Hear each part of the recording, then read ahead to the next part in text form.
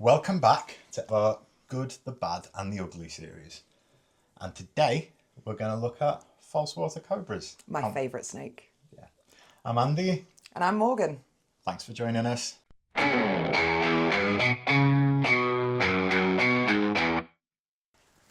I'm going to put you on the spot.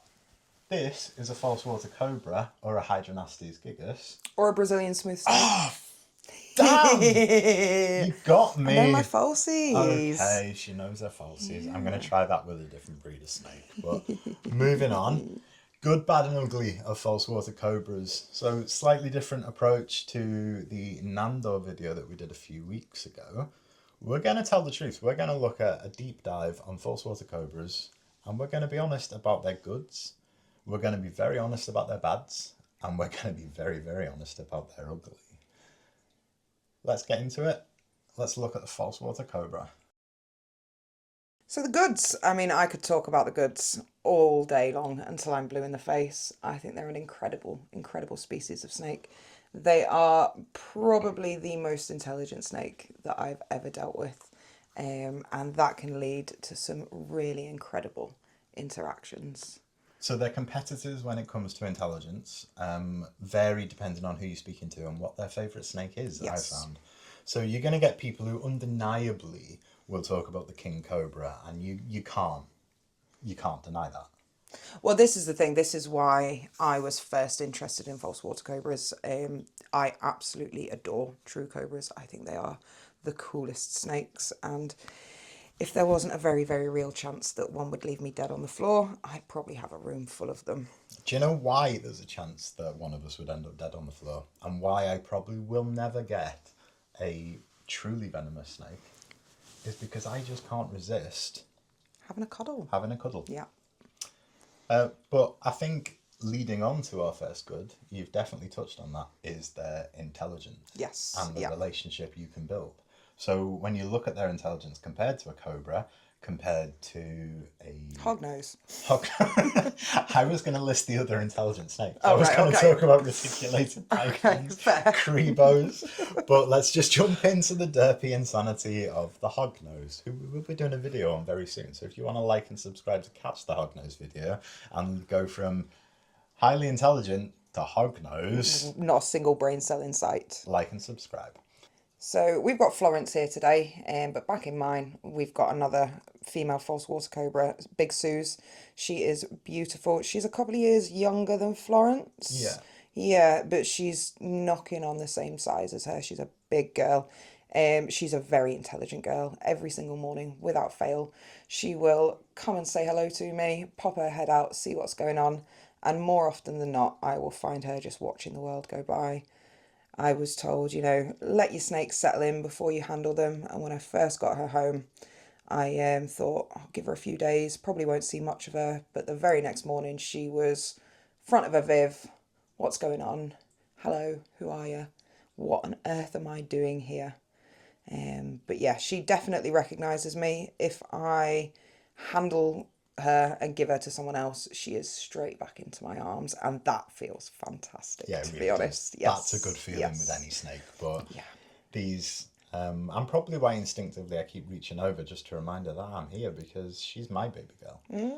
So why is their intelligence good? Why is that build trust? I think it makes for some really, really immersive handling experiences where you feel like both you and the snake have benefited from that time together. I know a lot of people talk about how snakes don't have feelings and we anthropomorphize them all the time, but honestly, that interaction, you can feel that you can almost see the cogs turning with them. It's really, really fascinating. So their eyes as well, because they're diurnal, so they're awake during the day.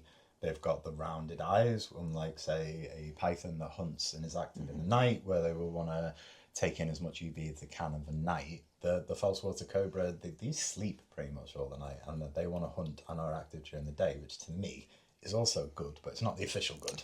But yes, I mean, if you want a snake that you can look at and watch, who's not going to be afraid to come out of their hide, a false water cobra is for you. They are absolutely fantastic. However, with that good does come a bad. if you do not regularly interact with these snakes and get them used to you, you're going to end up with a 9-foot rear-fanged venomous bitey snake. With that being said, are we moving on to our bad? I mean, if you think there's anything bad about these snakes, you can talk about it, but I will defend them with my last breath. So there is an actual bad. No matter how much of a fan Morgan is of the False Water Cobra, it would be irresponsible, I think, of our channel to not bring up the fact that they are rear-fanged venomous. A lot of people will not handle them without a glove. And I'm not going to judge that. I'm not going to blame them. I trust both of my False Water Cobras because of our first good. Yeah, to be honest, I handled Suze with gloves for the first week until it became really, really apparent that she wasn't going to bite me. Are we just doing this as a duo? Yeah, why not? I do think as well, though, the reason I'm so confident that she won't bite me is because I have target trained her from day one. So she knows when feeding time is, and she knows when handling time is. There is a significant difference. So with rear-fanged venom, their fangs appear at the back of their mouth and they need to chew. Now there is conflicting information out there around the venom yield of a False Water Cobra. Some people comparing it to a timber rattlesnake. You've got other people who aren't affected at all. So it's out there, and I would always recommend researching it, and you need to be careful. You need to make sure that you are getting into it with your eyes wide open, similar to the diurnal eyes of a False Water Cobra. You need to take a leaf out of their book and you need to be careful. So it is a genuine bad, unless you're prepared for it and unless you're actually set up and willing to take what is a small risk, but the risk is there and ever present. They're also really strong snakes, actually. Yeah, that's true. I'd say in terms of muscular strength, similar to boas, they are all muscle. And when they squeeze, they can squeeze.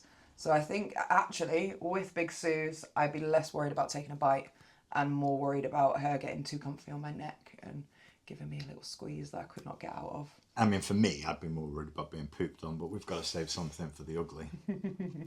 No spoilers. Speaking, are we still on bad or? I think we've addressed bad. We've looked at the bad, and I think it would be irresponsible not to bring it up. Yeah. Let's move on to our second good. So our second good. They're dustbins. Yeah. They eat anything and everything. So what does Big Suze eat? Big Suze, she enjoys rats, mice, quail chicks. I genuinely think I could try her on salmon. She'd love salmon.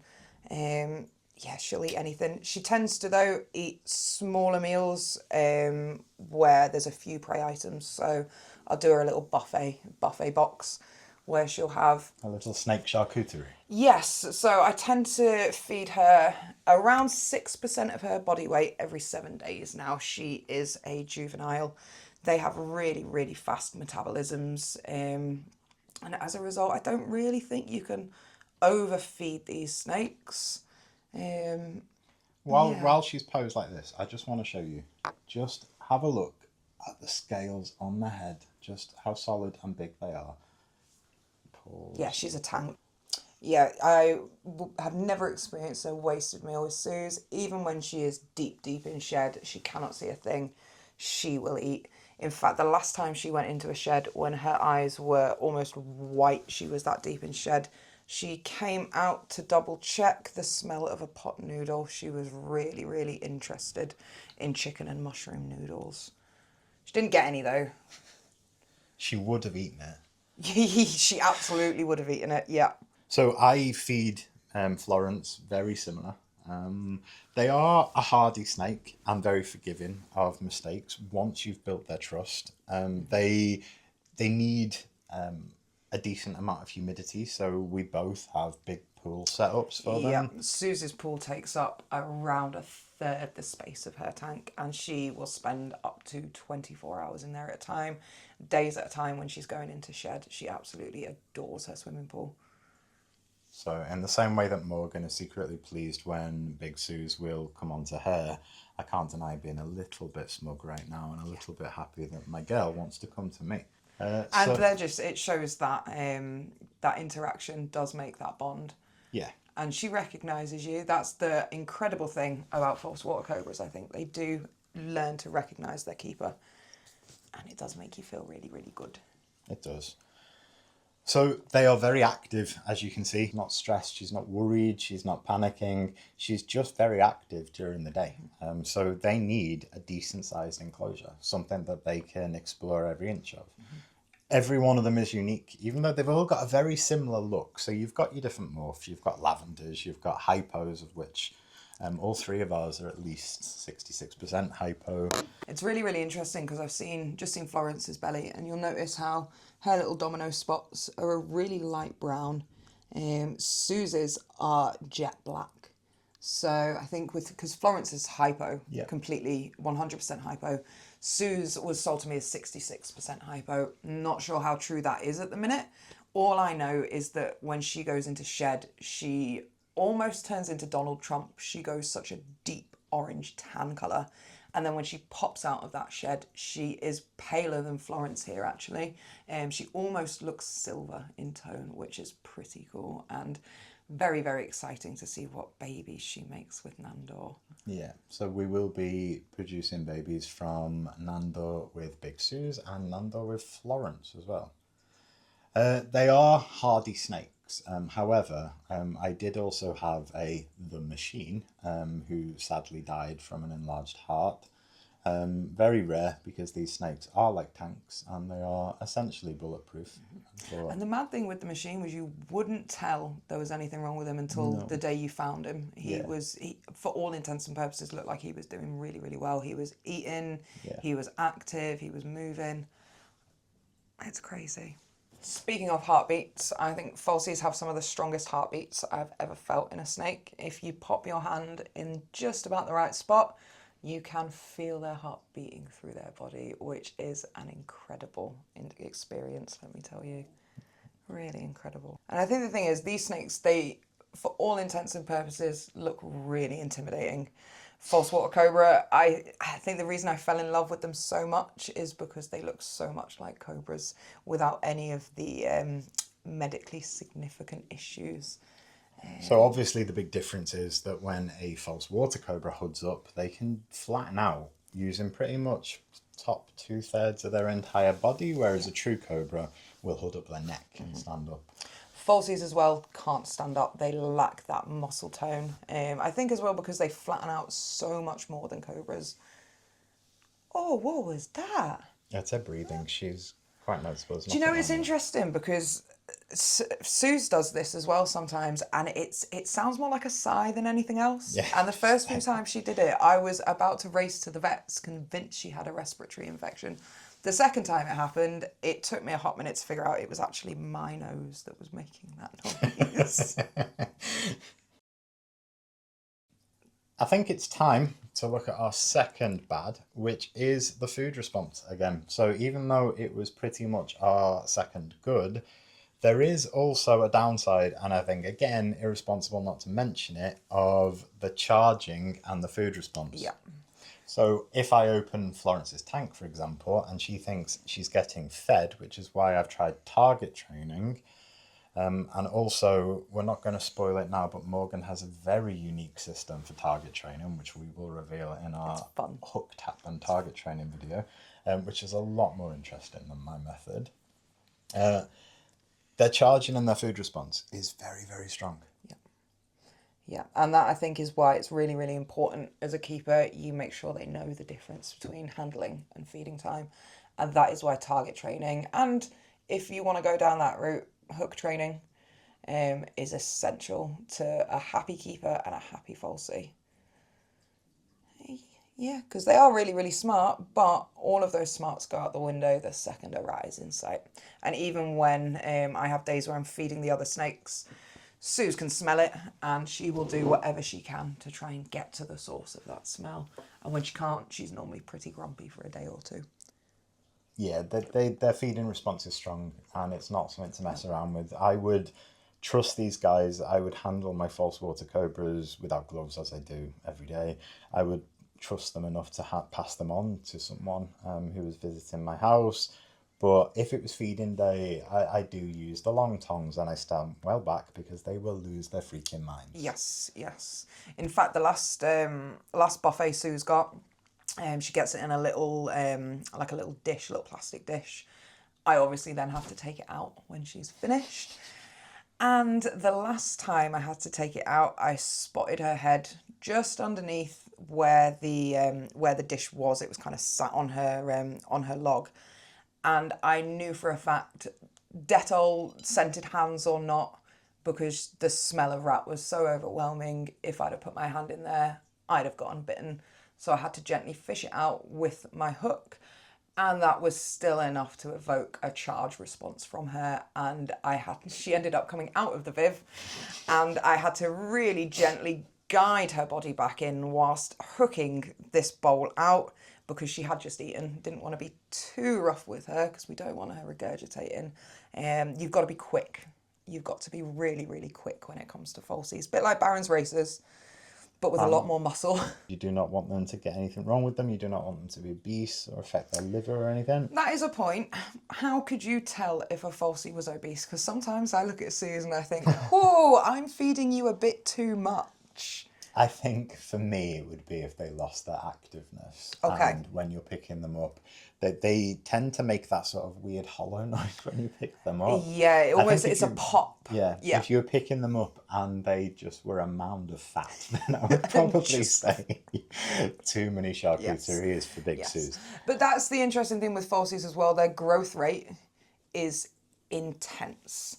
But also individual. So if you look at if you look at Florence, who is older than Big Suze, Florence is pretty much maxed out. I don't think she's got any more growing left to do.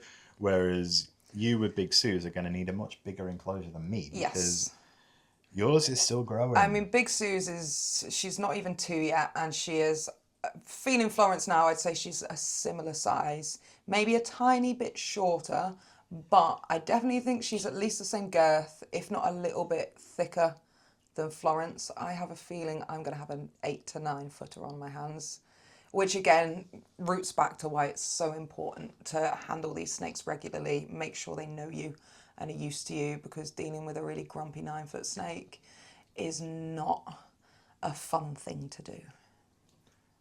I'm going to pop Florence back and get Nando before we look at our ugly. So tiny! Oh! Yeah, you don't need to adjust any settings on your computer/TV/mobile. We've just got a much smaller. This is a male False Water Cobra, and the obvious difference is that he's tiny. Nando is an amazing snake. He was psychotic. He's now not. He's very gentle, very chill. He leads us on to our first ugly about keeping False Water Cobras. They poo a lot. Yeah, a lot. A lot. And it's not just tiny little pellets all neatly packaged up. It's mountains of the stuff. So my Ridley's Cave Racer, that we're going to do a video on very soon, when she poos in her shed. She only ever goes when she's shedding, and she bags it for me. She's like a perfect dog. See, now you think that's great. I think that's really sad, because I love keeping old skin, because I'm a weirdo like that. I think it's perfect. I just pick it up and just pop it into a poo bag. Job done. Whereas False Water Cobra is very similar to a Cribo. Arguments which is worse. False Water Cobra will poo and wee constantly, especially when you've just cleaned out the tank. Yeah, and this kind of links back to knowing your falsie as well. I know Suze well enough now that I can predict with down to the second when she's going to go. I'm going to insert some gross footage here. Please turn away. 5, 4, 3, 2, last warning.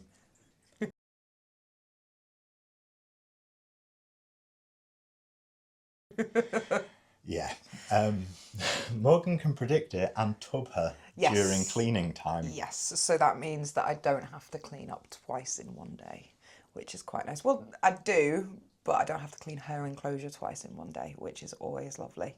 There are bads, as with any species of animal, but the ugly is genuinely their poop. There could be nothing else for the ugly category, because it's just... There is nothing else for the ugly category, and even still, I don't think it's that ugly. I would much rather clean up falsie poo every day of the week than stand out in a freezing cold field at 6 a.m. picking up after a dog. But that's just me. Whereas I don't mind. I'll do either. And they are worth it. So what do we think? I think anyone who is responsible enough to have a falsie, and I don't think that's limited to keepers who have decades of experience with snakes. Before I got Big Sue's, I only had experience with ball pythons and hognoses.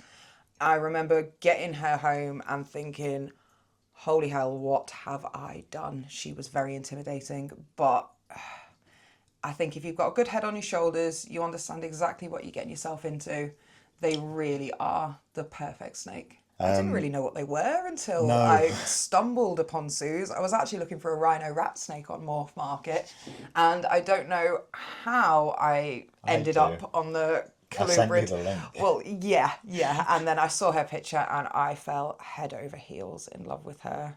She is just, they're beautiful. I think falsies are my boas.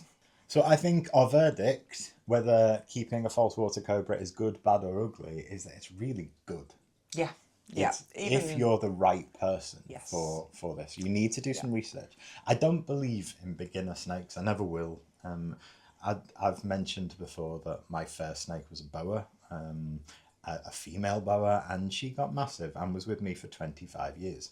So I don't believe in a beginner snake, because if I did, I would have got a corn snake or a ball python. No, I was given a boa. So I think if you're prepared to put the research in, the time, the effort, any snake could be your first snake. There's no point in having a snake to practice on. So if you've dreamt of a false water cobra, get a false water cobra. Yeah, this is the thing. I think you're going to be far more inclined to properly look after a snake that you really do want, as opposed to one that you're told you should have because they're easier to deal with. So with a firm verdict of good. Excellent. Not just good, excellent. The excellent, bad and the ugly. Yeah. False water cobra, definite thumbs up. Yeah. Thank you very much for joining us. Thank you. See you soon. See you soon. Hello. If you want to see more of these snakes and the rest of the snakes in the reptile room, give us a like, give us a subscribe, and I'll see you soon.